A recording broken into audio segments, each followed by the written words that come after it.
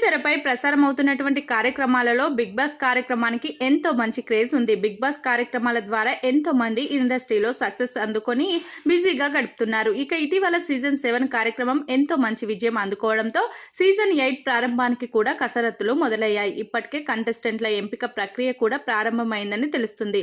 ఇకపోతే సీజన్ 7 కంటే మరింత వినోదాత్మకంగా సీజన్ 8 ఉండాలని మేకర్స్ కసరత్తులు చేస్తున్నారు.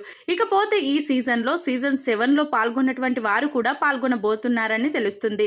ముఖ్యంగా నయని పావని ఈ సీజన్ 8లో పాల్గొనే ఛాన్స్ కొట్టేశారని తెలుస్తుంది. ఈమె గత సీజన్ లో వైల్డ్ కార్డ్ ఎంట్రీ ద్వారా హౌస్ లోకి అడుగుపెట్టారు. అయితే మరొక కంటెస్టెంట్ ను సేవ్ చేసే క్రమంలో తనని వారానికే ఎలిమినేట్ చేయాల్సి వచ్చింది. దీంతో ఈమెను తిరిగి మరోసారి ఈ కార్యక్రమంలోకి ఆహ్వానిస్తున్నట్లు తెలుస్తుంది.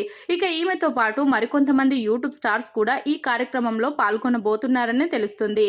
అందులో భాగంగా కిరా కార్పి, బుల్లెట్ భాస్కర్, అమృత ప్రణయ్, కుమారి ఆంటీ, బరలక్క, రీతు చౌదరి, సోనియా సింగ్, యాంకర్ నిఖిల్ వంటి వారందరూ కూడా ఈ సీజన్ లో పాల్గొనబోతున్నారంటూ వార్తలు వస్తున్నాయి.